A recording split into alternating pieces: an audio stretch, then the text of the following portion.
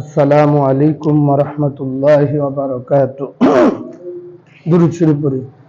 আল্লাহুম্মা সাল্লি আলা মুহাম্মাদিন ওয়া আলা আলি মুহাম্মাদ কামা সাল্লাইতা আলা ইব্রাহিম ওয়া আলা আলি ইব্রাহিম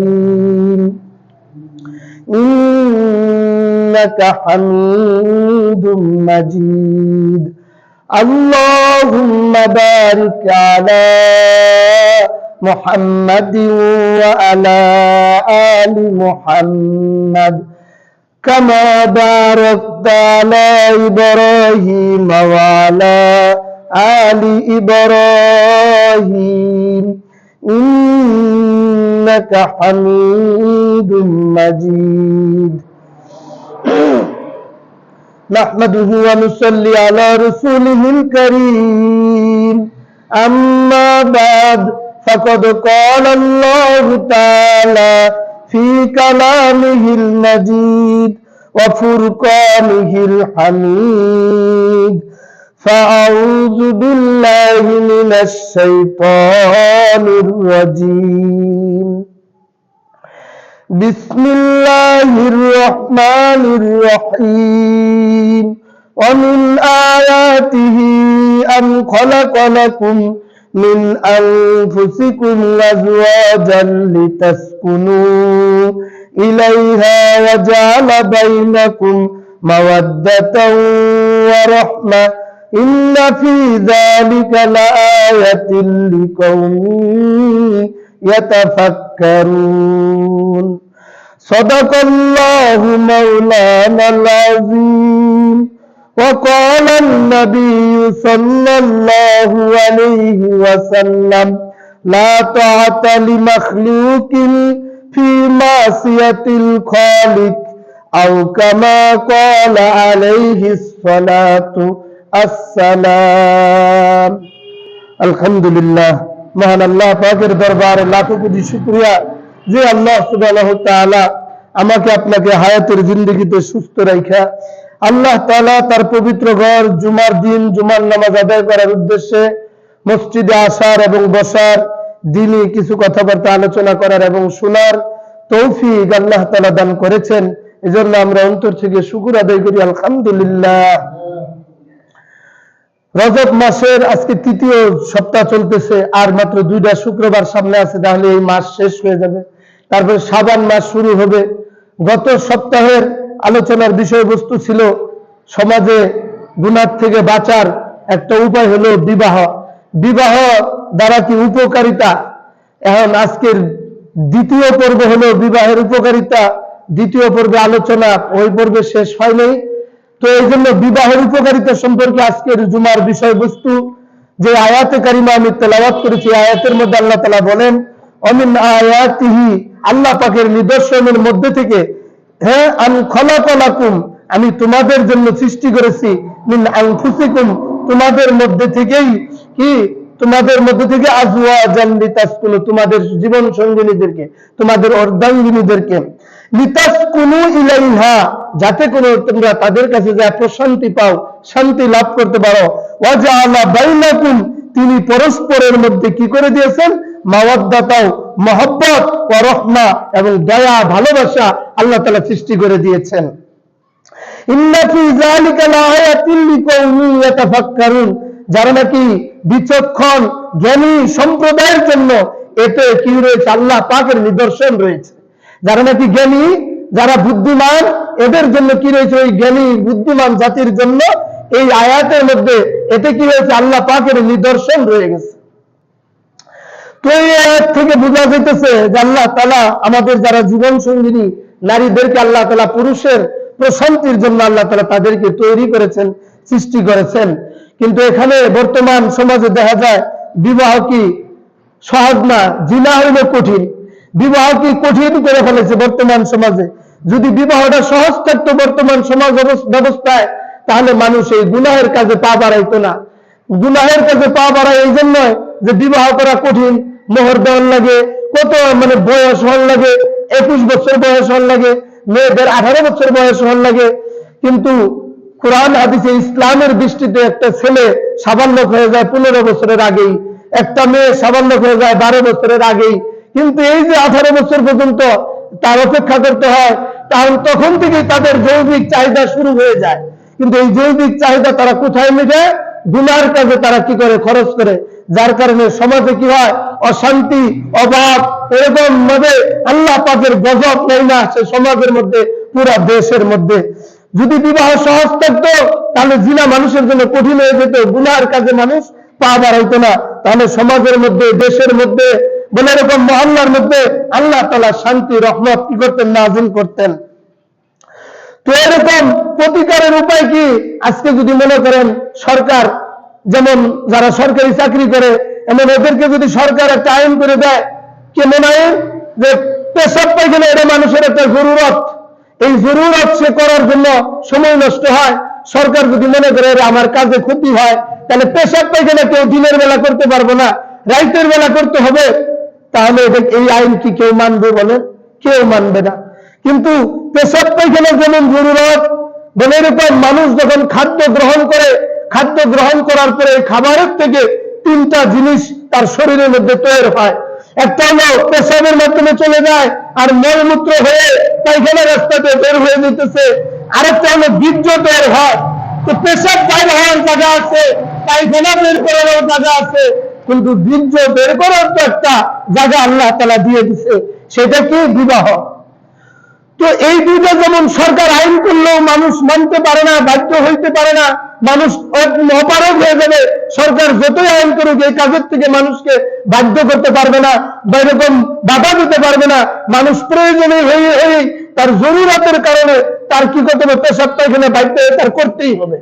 মানে ওই দুটো যেমন বাধ্য, বলে তার বীর্যটাকে বের করার জন্য একটা মাধ্যম আল্লাহ তাআলা দিয়ে দিছে, সেটা কি? শরীয়তের পরিভাষায় পবিত্রতম বন্ধন, বিবাহ মাধ্যমে। তাই কি করবে? পুরুষ তার নারী পুরুষ উভয়ের জৈবিক চাহিদা নিবারণ করবে, তাদের বীর্য বের হবে, এটাই হইতে তার পবিত্র একটা মাধ্যম। আর এই মাধ্যমকে কি করেছে বর্তমান সমাজ? কঠিন করে ফেলেছে। আর বলে এরকম ভাবে বিবাহ কঠিন হয়ে যাওয়ার কারণে গুনাহের কাজ, জিনাহের কাজ সহজ হয়ে গেছে। যার কারণে এরকম ভাবে অশান্তি, গজব, এরকম ভাবে দারিদ্রতা, অভাব সমাজের মধ্যে, দেশের মধ্যে শুরু হয়ে গেছে। মুহতারাম হাজরিন, আরবিতে একটা প্রবাদ বাক্য আছে, আয-যরুরাতু তুবিহুল মাহযুরাতি। যখন মানুষের প্রয়োজন দেখা দেয়, প্রয়োজন দেখা দিলে তখন কোন সমস্ত ভয়কে হালাল হয়ে যায়। মনে করেন এখন তার পেশাব পায়খানা দেখে এটা কি বাঘের ভয় মানবো? কোনো কিছুর ভয় মানবে না। ওটা যেমন কোনো ভয়কে মানে না, সব বস্তু ভয় হালাল হয়ে যায়। বলে মানুষ সেটা তার বীর্য যেমন বের করা দরকার, সে কি করে না? সহজভাবে বের করতে না পারলে সেটা গুনাহের রাস্তা অবলম্বন করে। যার কারণে কি হইতেছে? সমাজের মধ্যে অশান্তি, দেশের মধ্যে বিশৃঙ্খলা, এরকম অভাব অনটন, আল্লাহ পাকের গজব নেমে আসে। তো মুহতারাম হাজরিন, যখন মানুষ আল্লাহ পাকের হুকুমের মোকাবেলায় যখন সরকারের হুকুমকে প্রাধান্য দিবে, তখন দেশের মধ্যে অশান্তি শুরু হবে। আর যখন মানুষ আল্লাহর হুকুমকে প্রাধান্য দিবে, সরকারের হুকুমকে, তখন মানা জরুরি না। হাদিস শরীফের মধ্যে আল্লাহর হাবিব সাল্লাল্লাহু আলাইহি ওয়াসাল্লাম ইরশাদ করেন, ক্বালান নবী সাল্লাল্লাহু আলাইহি ওয়াসাল্লাম লা তাআতা লিমাখলুকিন, বলে সৃষ্টির হুকুমকে মানবে না, ফি মাসিয়াতিল খালিকি, স্রষ্টার অবাধ্য হয়ে সৃষ্টির হুকুম মানা যাবে না। বলে আল্লাহ পাকের হুকুমকে প্রাধান্য দিতে হবে। সৃষ্টির হুকুমের মোকাবেলায় যদি সংঘর্ষ হয়, তো আল্লাহর হুকুমকে প্রাধান্য দিয়েছিল। আপনারা জানেন হযরতে মূসা আলাইহিস সালামের জামানায় ফেরাউন ছিল কি? জালেম বাদশা। এই জালেম বাদশা ফেরাউন এর কাছে, এরকম ফেরাউনের কাছে হযরতে মূসা আলাইহিস সালাম তার আল্লাহ পাকের কুদরত মুজিজা দেখাইলো। দেখানোর পরে ফেরাউন বলতেছে এটি তো জাদু। কি বলতেছে? এগুলি জাদু।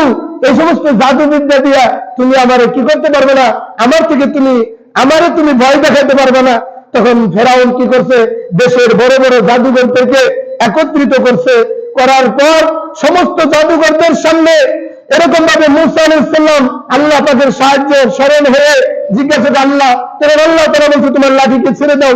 সংক্ষেপে বলতেছি, মূসা আলাইহিস সালাম যখন লাঠি ছেড়ে দিছে, জাদুঘররাও সাপ ছাড়ছিল। সমস্ত সাপ হযরত মূসা আলাইহিস সালামের লাঠি যখন সাপ খেয়ে ফেলছে, সমস্ত জাদুঘরেরা বুঝতে পারছে যে মূসা আলাইহিস সালামের এটি আল্লাহ পাকের সত্য নবী, এর মধ্যে কোনো সন্দেহ নাই। কারণ আমরা যে সাপ তৈরি করছি ভেলকিবাজি দিয়ে, এর তো সাময়িক, আর যেই সাপ আমাদের সাপকে খেয়ে ফেলছে এটা কোনো মানুষের কিছু না, এটা আল্লাহ পাকের কুদরত, আল্লাহ পাকের নিদর্শন, আল্লাহ পাকের কুদরত দেখে সমস্ত জাদুঘর হযরত মূসা আলাইহিস সালামের আল্লাহর উপরে যখন সবাই কি করছে, ঈমান আনছে, তখন ফেরাউন বলছে, হে জাদুঘরেরা, তোমরা শোনো, আমার খেয়ে আমার পরে আমার তোমরা অবাধ্য হইতেছ, তোমাদেরকে আমি ফাঁসির কাস্টে ঝুলাবো, এক হাত এক পাও তোমাদেরকে কর্তন করবো, খেজুর গাছের শুলিতে তোমাদেরকে চড়াবো। তখন জাদুঘরেরা বলেছিল, হ্যাঁ, পবিত্র কোরআনের ভাষায় এরকম আল্লাহ তাআলা বলেন, বিসমিল্লাহির রহমানির রহিম, ক্বালু লা দাইরা ইন্না ইলা রাব্বিনা মুনকালিবুন। ফেরাউনের এই জাদুঘরেরা আল্লাহ পাকের হুকুমের সামনে বলে এরকম ভাবে ফেরাউনকে তারা কি পরোয়া করে নেই, আল্লাহ পাকের হুকুমকে প্রাধান্য দিচ্ছে। জাদুঘরেরা বলতেছে, হে ফেরাউন, তুমি শুনে রাখো, লা দাইরা, আমাদের কোনো ক্ষতি নাই, আমাদের কোনো ক্ষতি হবে না, নুকসান হবে না, ইন্না ইলা রাব্বিনা মুনকালিবুন, আমরা তো আমাদের রবের কাছে ফিরে যাব। তারা বুঝতে পারছে যে আমরা যদি এই মুহূর্তে ঈমান ছেড়ে দেই, আল্লাহর কাছে সিজদা না করি, তো আমাদেরকে হয়তো ফেরাউন শাস্তি দিবে, এরকম ভাবে বড়জোর আমরা ইন্তেকাল করবো, শেষ হয়ে যাব, কিন্তু আমরা তো ঈমান হারা হয়ে জাহান্নামের চিরকালের শাস্তি আমাদেরকে ভোগ করতে হবে। আর যদি এরকম এই মোকাবেলায় যদি আমরা আল্লাহর হুকুমের উপর অটল থাকি, ফেরাউন আমাদেরকে যতই শাস্তি দেয়, এই শাস্তি দেওয়ার কারণে হয়তো বড়জোর কয়েক সেকেন্ড জানটা বাইরে হতে সময় লাগবে, কিন্তু আল্লাহ পাক আমাদেরকে সাথে সাথে কি দিবেন, জান্নাতের মতো অফুরন্ত এরকম ভাবে চিরস্থায়ী নিয়ামত আল্লাহ তাআলা আমাদেরকে দান করবেন। তো মুহতারাম হাজিরিন, ওই ফেরাউনের জাদুঘরেরা আল্লাহর হুকুমকে কি করেছিল, প্রাধান্য দিয়েছিল, সরকারের হুকুম মানে নাই। এই জন্য আল্লাহ তাআলা তাদেরকেও কি করে দিয়েছে, এরকম পুরস্কৃত করেছে, তাদেরকে আল্লাহ তাআলা দুনিয়াতেই জান্নাত দেখায় নিয়ে গেছে। এরকম আল্লাহর হাবিব সাল্লাল্লাহু আলাইহি সাল্লাম হাদিসের মধ্যে আছে, এরকম যদি গুনাহের কাজ কঠিন হয়, মানে এরকম বিবাহ যদি সহজ হয়, তাহলে গুনাহের কাজ কঠিন হয়ে যাবে, জিনা কঠিন হয়ে যাবে। ইন্নাল্লাহ, হাদিসে আল্লাহ পাক বলেন, ইন্নাল্লাহ লা ইয়াজলিমু মিসকালা যাররা, আল্লাহ পাক কারো উপর কোনো পরিমাণও কি করেন না, জুলুম করেন না। অর্থাৎ আল্লাহ পাক, আমরা মনে করতেছি একটা মেয়ে লোক, একটা পুরুষ 3-4 বিয়ে করবো, আল্লাহ বলে জুলুম করলো, এরকম যদি মনে করি তাহলে আমার ঈমান থাকবে না। মুহতারাম হাজিরিন, আল্লাহ পাক এটা তো নারী জাতির উপরে রহম করছেন, বলে একটা নারীর দায়ভার, তার অধিকার পুরুষের উপরে আল্লাহ তাআলা বর্তায় দিয়েছেন। পুরুষের জিম্মাদারি এটা নারীর ভরণ পোষণ দেওয়া, বলে এরকম নারীর কোনো জিম্মাদারি নাই, তার কোনো ই নাই যে এরকম একজন পুরুষের একজন নারীকে বিবাহ করলো, তার বাসস্থান দিল, তার আশ্রয়ের ব্যবস্থা হলো, সে যদি আরেকটা নারীকে বিবাহ করে তাহলে সে আরেকটা নারীর আশ্রয় হলো, আরেকটা নারীর সে কি করলো, ভরণ পোষণ দিল, এতে করে নারী জাতি কি হলো, সম্মানিত হলো। নারী পুরুষ ছাড়া চলতে পারে না। আল্লাহ পাক তাদেরকে, একটা নারী যখন একটা পুরুষের ঘরে আসে, তার তোর সংসার জীবন গড়ে ওঠে, তার জীবনের দিকটা পাল্টে যায়, তার জীবনের মুখটা ঘুরে যায়, তার সংসার হয়। একটা পুরুষের কি হয়, সংসার বড় হইলে তার যদি 4টা বিবাহ করে, তাহলে ওই সংসারগুলি সব 4 জন স্ত্রী মিলে সহযোগিতা করতে পারে। স্বামী 4টা স্ত্রীর মালিক হয়, 4টা ঘরের মালিক হয়, সমস্ত সম্পত্তির মালিক হলো স্বামী। আর নারী হলো ওই নারীর পুরুষের সম্পত্তি থেকে সে কি করে, ভোগ করে। নারী পুরুষের সম্পত্তি সে কি করে, ভোগ করতেছে, আর উল্টা তারা লালন পালন করতেছে। এরকম আমাদের সমাজে যদি এরকম বিবাহটা সহজ হয়ে যায়, আর তাহলে কি জিনার কাজ কঠিন হয়ে যাবে, মানুষ গুনাহ থেকে বেঁচে যাবে। জিনা একটা ধ্বংসাত্মক ক্ষতি থেকে রক্ষা করার জন্য আল্লাহর হাবিব সাল্লাল্লাহু আলাইহি সাল্লাম এক হাদিসের মধ্যে বলেন, قال النبي صلى الله عليه وسلم عن ابي سعيد الخدري رضي الله تعالى عنه قال قال رسول الله صلى الله عليه وسلم الدنيا حلوة خضرة إن الله مستخلفكم فيها فينظر كيف تعملون। নবী করিম সাল্লাল্লাহু আলাইহি সাল্লাম বলতেছেন, বলে আর দুনিয়া, দুনিয়া একটা হলো হুলুবতুন, একটা আনন্দের একটা জায়গা, এখানে এটা আনন্দ থাকো আর থাকো, খবিরতুন এটা চাকচিক্যময় একটা জায়গা, এখানে ইন্নাল্লাহ মুস্তাখলিফুকুম, আল্লাহ তাআলা তোমাদেরকে এই দুনিয়াতে খলিফা বানায় পাঠাইছেন, আমাদেরকে কি তার প্রতিনিধি হিসেবে দুনিয়াতে পাঠাইছে, ফিহা ফায়ানজুরু কাইফা তা'মালুন, তিনি দেখবেন যে আমরা কেমন আমল করি, আমরা কি আমল করে নিয়ে যেতেছি আল্লাহর কাছে, ফিহা ফায়ানজুরু কাইফা তা'মালুন, আমরা কেমন আমল করে নিয়ে যেতেছি। এরপরে আল্লাহ তাআলা নবী বলেন ফাত্তাকুদ দুনিয়া, তোমরা দুনিয়া থেকে সতর্ক থাকো, এই দুনিয়া মানুষের কি ধোঁকা দিতেছে, এই দুনিয়ার চাকচিক্য তামাশায় পড়ে আমরা ধোঁকার মধ্যে আছি। এরপরে আল্লাহর হাবিব সাল্লাল্লাহু আলাইহি ওয়াসাল্লাম আরো বলেন ওয়াত্তাকুন নিসা, তোমরা নারীদের থেকে আরো সতর্ক থাকো, দুনিয়ার থেকেও সতর্ক থাকতে বলছেন, নারীদের থেকেও সতর্ক থাকতে বলছেন। এরপরে ফাইন্না আউয়ালা ফিতনাতিন ফি বানি ইসরাঈলা, নবীজি করিম সাল্লাল্লাহু আলাইহি ওয়াসাল্লাম বলতেছেন, সুতরাং প্রথম বনি ইসরাইল এই নারীদের দ্বারাই কি হয়েছে, প্রথম ধ্বংস হয়েছে, এই নারীর কারণেই বনি ইসরাইল জাতি তাদের মধ্যে ধ্বংস নেমে আসছে। কানাত ফির নিসাই, এই নারীর কারণে কি হয়েছে, বনি ইসরাইল জাতি তাদের প্রথম যে ধ্বংস অবতীর্ণ হয়েছে, তারা ধ্বংসের হয়েছে এই নারীর জাতির কারণে। মুহতারাম হাজরিন, এই বনি ইসরাইলের ঘটনা হযরতে মূসা আলাইহিস সালাম, আপনারা জানেন আল্লাহ পাকের হুকুমে জব্বার নামে এক সম্প্রদায় ছিল, তাদের বিরুদ্ধে আল্লাহ পাক হযরত মূসা আলাইহিস সালামকে যুদ্ধ করার হুকুম দিয়েছেন। আল্লাহর হুকুমে হযরত মূসা আলাইহিস সালাম জব্বারিন সম্প্রদায়ের বিরুদ্ধে যুদ্ধ করার জন্য রওনা দিয়েছেন। বনি কেনআন নামক জায়গায় স্থানে ওখানে তাবু স্থাপন করেছেন। সেই ঘটনাকে পবিত্র কোরআনের ভাষায় সূরা মাইদার 21 থেকে 22 নম্বর আয়াত আল্লাহ তাআলা বলেন, ইয়া কওমি দুখুলুল আরদাল মুকাদ্দাসাতাল্লাতী কাতাবাল্লাহু লাকুম, আল্লাহ তাআলা বলেন, হে আমার সম্প্রদায়, মূসা আলাইহিস সালাম বলতেছে, আল্লাহ তাআলা তোমাদেরকে যে পবিত্র ভূমিতে প্রবেশ করতে বলেছেন, নির্দিষ্ট করেছেন, তোমরা সেখানে কি করো, প্রবেশ করো। ওয়ালা তারতাদ্দু আলা আদবারিকুম, তোমরা তার থেকে পিছনে সরিও না। ফাতানকালিবু খাসিরিন, যদি তোমরা পিছিয়ে হটে যাও, সরে যাও, তাহলে তোমরা ক্ষতির মধ্যে পড়ে যাবে। ক্বালু ইয়া মূসা, তখন ওই বনি ইসরাইল মূসা আলাইহিস সালামকে বলতেছে, ইন্না ফিহা কওমান জাব্বারিন, আমরা যে সেখানে যাব, সেখানে একটা জাব্বারিন দুর্দান্ত একটা সম্প্রদায় আছে, যেই সম্প্রদায় এত লম্বা ছিল, কোন মানুষ যদি সাধারণ মানুষ পায়ের থেকে উঠা শুরু করতো, বলে তার হাঁটু পর্যন্ত বলে উঠতে সময় লেগে যেত। তাহলে কি পরিমাণ লম্বা ছিল সেই জাতি, জাব্বারিন জাতি। ওই মূসা আলাইহিস সালামের বনি ইসরাইল জাতি বলতেছে, ওই জাব্বারিন জাতি যতক্ষণ পর্যন্ত ওই এলাকা থেকে বের না হবে, আমরা সেখানে কি করব না, প্রবেশ করব না। ওয়াইন্না লান নাদখুলাহা হাত্তা ইয়াখরুজু মিনহা, বনি ইসরাইল বলতেছে, ওই জাব্বারিন সম্প্রদায় যতক্ষণ পর্যন্ত এই এলাকা থেকে, ওই জায়গা থেকে বের না হবো, আমরা কতক্ষণ পর্যন্ত আমরা কি করবো না, প্রবেশ করব না। ফাইন্না ইয়াখরুজু মিনহা, যখন তারা সেখান থেকে বাহির হবে, ফাইন্না দাখিলুন, তখনই আমরা কি করব, প্রবেশ করব। এই যে তাদের জন্য যুদ্ধের আয়াত, হযরত মূসা আলাইহিস সালাম তাদেরকে নিয়ে রওনা দিলেন। সেখানে একজন ওই জাব্বারিন গোত্রের একজন লোক ছিল, সে ছিল মুস্তাজাবুদ দাওয়াত। সে যদি কোনো দোয়া করত, সে ইসমে আজম জানতো, ইসমে আজম জানার কারণে ওই ইসমে আজম পড়ে দোয়া করলে সাথে সাথে আল্লাহ তাআলা তার দোয়াকে কবুল করতেন। এখন ওই জাব্বারিন সম্প্রদায় দেখলো যে মূসা আলাইহিস সালাম তো তার সেনাবাহিনী নিয়ে আমাদের উপর আক্রমণ করতে আসতেছে, তো এই জাব্বারিন সম্প্রদায় বালআমের কাছে যায়, বালআম ইবনে সাউর তার কাছে যা বলতেছে, হে বালআম, তুমি আমাদের জন্য আল্লাহর কাছে মূসার বিরুদ্ধে একটু দোয়া করো, মূসা যেন আমাদের কাছে না আসে, আমরা যেন পরাজিত না হয়, দেশ থেকে যেন পলায়ন না করি। তখন বালআম বলতেছে, মূসা আলাইহিস সালাম আল্লাহর নবী, তার বিরুদ্ধে যদি আমি দোয়া করি, এটা তো কখনোই দোয়া কবুল হবে না, এটা আমার দুনিয়াও ধ্বংস হবে, আখিরাতেও আমার ধ্বংস হবে। এটা বলতেছে বালআম, তাদেরকে বুঝাই দিতেছে।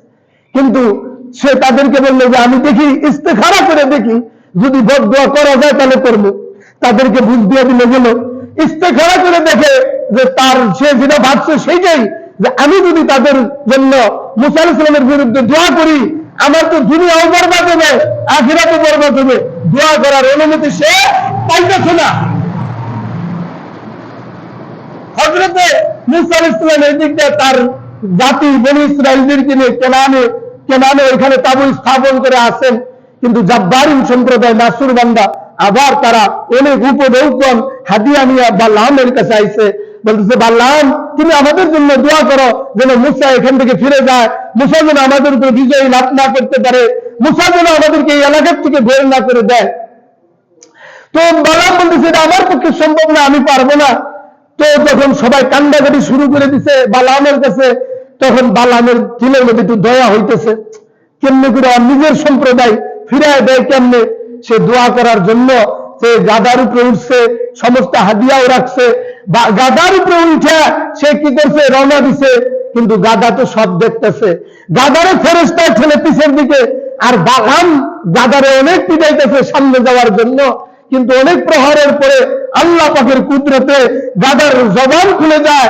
গাদা বলতেছে ও বেকুব বালাম, আমি যা দেখি তুই তো তা দেখোস না, বলে তুই তো আমার সামনে ঠেলাস, ফেরেশতারা তো আমার সামনে আগাইতে দেয় না, পিছের দিকে ঠেলতেছে। তখন ওই বালাম গাদাকে আর না পিটাইয়া গাদার পিঠের থেকে নাই না, সে কি করলো, জিস্তান নামক একটা পাহাড় ছিল, ওই পাহাড়ের দিকে হাইটে রওনা দিল। যখন হাইটে যাওয়া জিস্তান পাহাড়ে যাওয়া পৌঁছাইল, পাহাড়ে পৌঁছানোর পরে বালাম দোয়া করব হাত উঠাইছে, হাত উঠানোর সময় দোয়া মুখ দিয়ে করবার যায়, কিন্তু মুসা আলাইহিস সালামের বিরুদ্ধে মুসা আলাইহিস সালামের নাম তার মুখ দিয়ে আসে না, তার সম্প্রদায়ের নাম বারবার তার মুখ দিয়ে আসে পড়ে। তখন বুঝতে পারছে এটা তো আমার পক্ষে সম্ভব না, আমি যে মুসার নাম বলতে চাই, জাব্বারিন সম্প্রদায় তার যে কোন বলতেছে বাল্লাম কি করতেছ, তুমি তো আমাদের জন্যই বদদোয়া করতেছ। কারণ বাল্লাম বলতেছে আমি তো চেষ্টা করতেছি মুসার নাম বলার জন্য, কিন্তু আমার মুখ দিয়ে তো মুসার নাম আসতেছে না। কারণ এই মুখ কার কন্ট্রোলে চলে বলেন? আল্লাহ পাকের কন্ট্রোলে চলে। আল্লাহ পাক যদি মুখ দিয়ে আওয়াজ না বের করে, তাহলে মানুষের শক্তি আছে, ও বলতে চায় একটা বই আইসা আর পরে আরেকটা। তখন আবার যখন অনেকক্ষণ করার পরে জোর করে যখন এই বাল্লাম চেষ্টা করলো মুসা আলাইহিস সালামের বিরুদ্ধে কথা বলার জন্য, আল্লাহ পাক সাথে সাথে বালামের উপরে আযাব নাযিল করে দিলেন। কেমন আযাব দিল? আল্লাহ পাক সাথে সাথে তার জিহ্বা ধরে এত বড় করে দিল, সে জিহ্বা তার মুখের থেকে বড় হয়ে ঝুলতে লাগলো, তার পেট এই পর্যন্ত জিহ্বা নেই না। তখন সে অবাক হয়ে হতভম্ব হয়ে, এরকম ভাবে কি হয়েছে, অবাক হয়ে গেছে, সে হতভম্ব হয়ে গেছে, হতভম্ব হয়েছে, জ্ঞান শূন্য হয়ে গেছে প্রায়। তখন সে বলতেছে আমার পক্ষে আর সম্ভব না, আমি তো এই দুনিয়াও হারাইলাম, আখিরাতও হারাইলাম। যদি মুসা আলাইহিস সালামের বিরুদ্ধে দোয়া না করতো তাহলে তার উপরে এই শাস্তি আসতো না। তো তখন ওই বালাম বলতেছে বনী ইসরাইলের মানে মুসার কারণে আজকে আমার এই কারণে এই অবস্থা হলো, তার বিরুদ্ধে বদদোয়া করার কারণে। তখন তার সম্প্রদায়কে বলতেছে তোমরা বিজয়ী হইতে পারবা একটা কাজ করলে। কাদেরকে বলতেছে? ওই বালাম তার জাব্বারিন সম্প্রদায়দেরকে বলতেছে তোমরা বিজয়ী হইতে পারবা একটা কাজ করলে। সেই কাজটা কি? তোমাদের যারা ষোড়শী সুন্দরী যুবতী নারী আছে তাদেরকে তোমরা অর্ধনঙ্গ করে এরকম ভাবে বেচা কিনার মানে পণ্য হাতে দিয়ে তাদের তাঁবুর মধ্যে ঢুকায় দাও, মুসা আলাইহিস সালামের বনী ইসরাইলের তাঁবুর মধ্যে ঢুকায় দাও। তাদের যুবকদের মধ্য থেকে কেউ যদি এই নারীর ফান্দে পড়ে যায় তাহলে আর মুসা আলাইহিস সালাম বিজয়ী হতে পারবে না, মুসা আলাইহিস সালাম ধ্বংস হয়ে যাবে, মানে তখন সে আর পরাজিত হয়ে যাবে, এটা বলতেছে।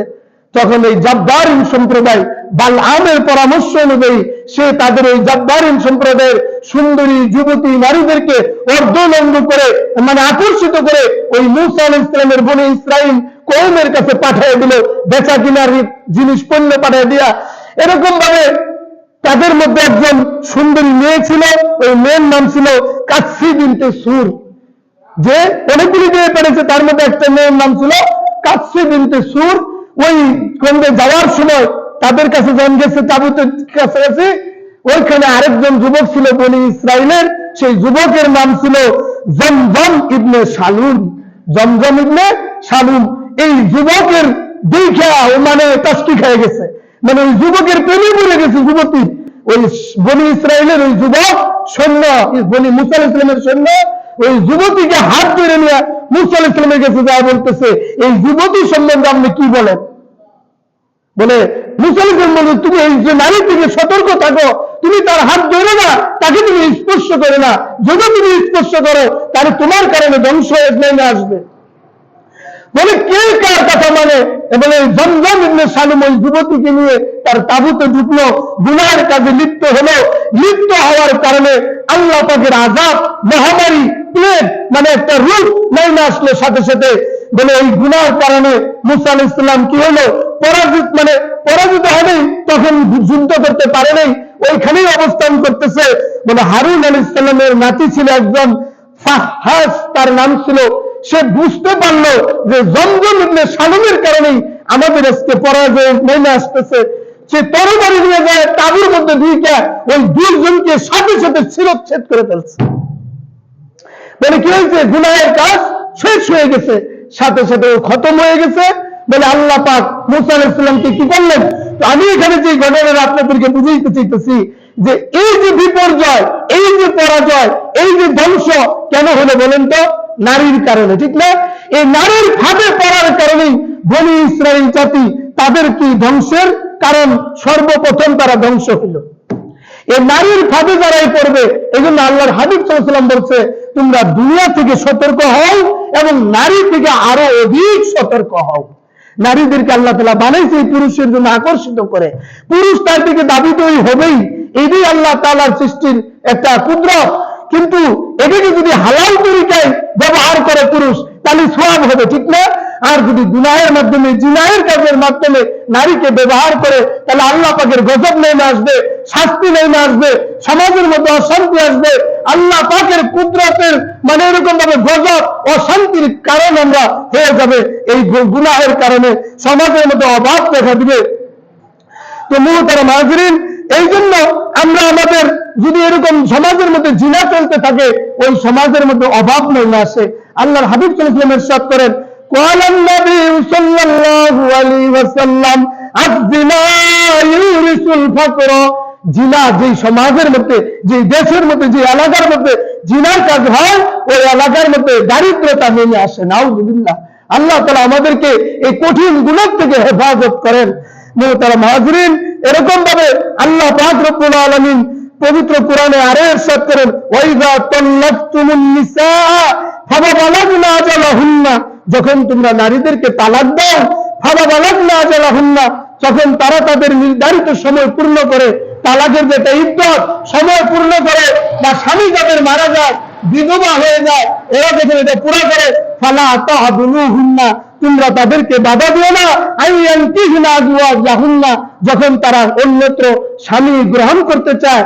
বিধবা হইলে আজকে আমরা তারা বিবাহ বসতে দেই না, মানে খারাপ মন করে দেখি।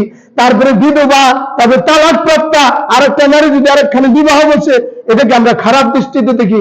আল্লাহ পাকের আয়াত দিয়ে বলতেছে, তোমরা এটাকে বাধা দিও না, তোমরা এটাকে ঘৃণার দৃষ্টিতে দেখো না, তাহলে কি ভাই ঈমান থাকবে না। এই জন্য আল্লাহ তাআলা আমাদেরকে হেফাজত করেন। ইযা তারাদাউ বাইনাহুম, তোমরা কি করো? এরকম ভাবে এতে সন্তুষ্ট চিত্তে, বিল মারুফি যালিকা ইউআযু বিহি মান কানা মিনকুম ইউমিনু বিল্লাহি ওয়াল ইয়াউমিল আখির। আল্লাহ তাআলা বলেন, যারা আল্লাহ এবং পরকালের প্রতি ঈমান রাখে, তাদের জন্য একটা উপদেশ, তাদের জন্য কি এটা? উপদেশ। এই উপদেশ তারা গ্রহণ করবে। যে বলতেছে যালিকুম আযকা লাকুম, এটা তোমাদের জন্য অধিকতম পবিত্রতা, ওয়া আতহারু, শুদ্ধতা, এবং আতহারু এবং পবিত্রতা। আল্লাহু ইয়ালামু, আল্লাহ তাআলা সবকিছু জানেন। ওয়া আনতুম লা তা'লামুন, তোমরা কি কিছুই, মানে আমরা কিছুই কি জানি না, আল্লাহ তাআলা যা জানেন আমরা কি তা জানি? বলেন, আল্লাহ তাআলা সবকিছু জানেন। ওয়া আনতুম লা তা'লামুন, তোমরা কিছুই জানো না। মুহতারাম হাজিরিন, এই বিধবা বিবাহ, মানুষ এটাকে সমাজে ঘৃণার চোখে না দেখা। একটা বিধবা নারীকে যদি কেউ বিবাহ করে, বিবাহের সামর্থ্য থাকে, তাহলে এই নারীদের একটা আশ্রয়স্থল হইল এই পুরুষ। তার কি প্রশান্তির কারণ হলো পুরুষের, তার একটা উপকার হইল, সমাজের মধ্যে নারী কি প্রতিষ্ঠিত হইল। এই বিধবা, তাই তালাকপ্রাপ্ত নারীদের যদি বিবাহ দেওয়া হয়, তাহলে কি হবে? সমাজের মধ্যে অনেক গুনাহ থেকে মানুষ বেঁচে যাবে। নারীর একটা আশ্রয়ের স্থল হবে, নারীর একটা সংসার হবে, নারীর একটা স্বামীর আশ্রয় থাকার কারণে সে অনেক গুনাহ থেকে হেফাজতে থাকবে। এজন্য এক হযরত মাওলানা ইসমাইল শহীদ রহমতুল্লাহ আলাইহি কোথাও এক মজলিসের মধ্যে বয়ান করতেছিলেন মাহফিলে বিধবা এবং তালাকপ্রাপ্ত নারীদের বিষয়ে। তো শ্রোতারা বলতেছে, হুজুর আপনি বেশি ওয়াজ করেন না, আপনার পরিবার আগে দেখেন, আপনার পরিবারে যে বিধবা আছে তার আগে বিবাহের ব্যবস্থা করেন। তিনি বললেন মাহফিলের মধ্যে, বলতেছে আপনারা সবাই বসেন, আমি বাড়ি থেকে আসতেছি, তারপরে আপনারা উঠবেন। হযরত মাওলানা ইসমাইল শহীদ রহমতুল্লাহ আলাইহি মাহফিল থেকে উঠে তার বাড়িতে গেলেন। তার বাড়িতে যায় বিধবা ফুফু ছিল, তার ফুফুকে বলতেছে, ফুফু যান আপনি একটা নবীর সুন্নাত জিন্দা করেন। কি বলতেছে? আপনি একটা নবীর সুন্নাত জিন্দা করেন, যার কারণে আল্লাহর নবী আপনার উপরে খুশি থাকবে। তো বলতেছি কি, আপনাকে আমি বিবাহের ব্যবস্থা করে দিই। ফুফুরে প্রতিবেশী একটা পুরুষের সাথে কি করলো, বিধবা ফুফুকে বিবাহ দিয়ে দিল। বিবাহ করাইয়া তিনি আবার মাহফিলে আসলেন। মাহফিলে এসে বলতেছে, এই মাত্র আমি আমার বিধবা ফুফুকে আমার প্রতিবেশী এক পুরুষের সাথে কি করেছি, বিবাহ দিয়ে আসলাম। আপনারাও কি করবেন, বিধবা নারীর জন্য বিবাহের ব্যবস্থা করবেন, তালাকপ্রাপ্ত নারীকে বিবাহ করবেন।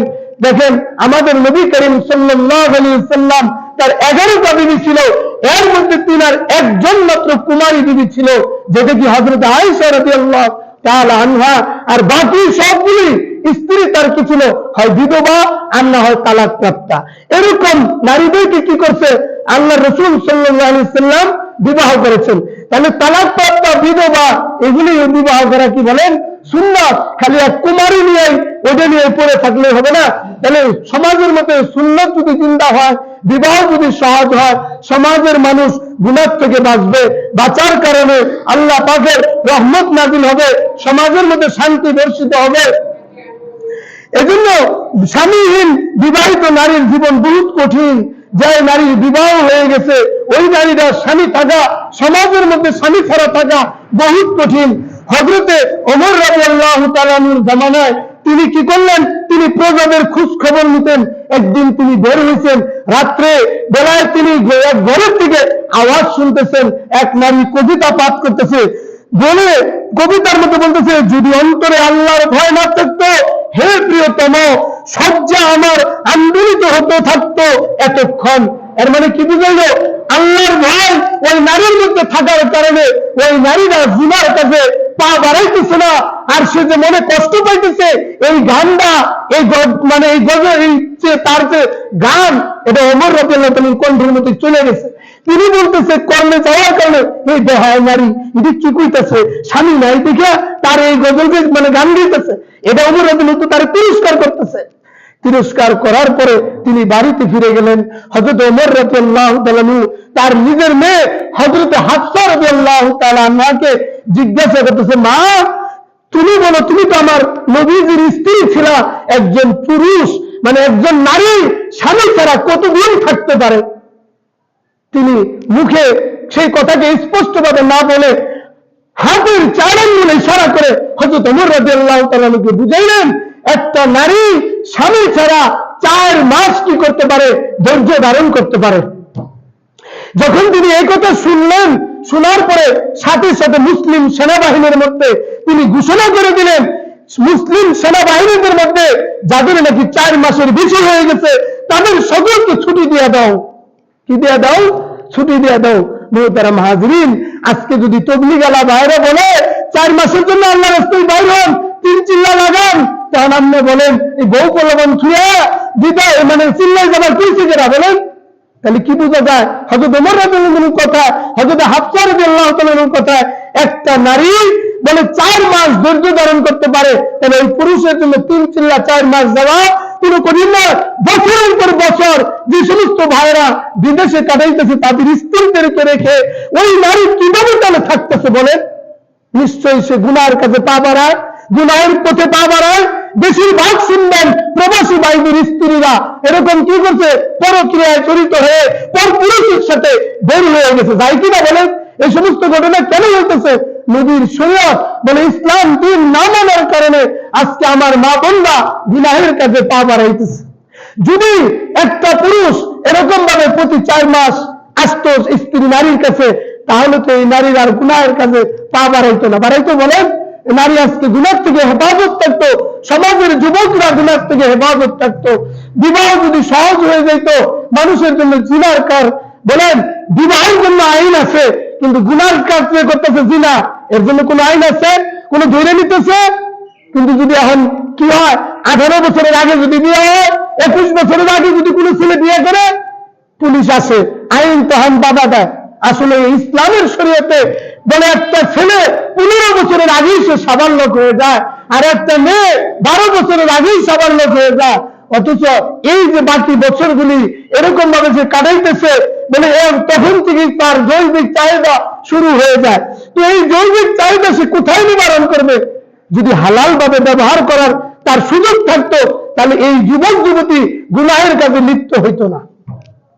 যেহেতু বিবাহ কঠিন, জিনা সহজ, এই জন্য এই সমস্ত যুবক সম্প্রদায় এরকম মানুষ বিবাহ কঠিন হওয়ার কারণে গুনাহের কাজে মানুষ কি বাড়াইতেছে বলেন? পা বাড়াইতেছে। এই জন্য দেশের মধ্যে অশান্তি, আল্লাহ পাকের গজব, এবং সমাজের মধ্যে অশান্তি।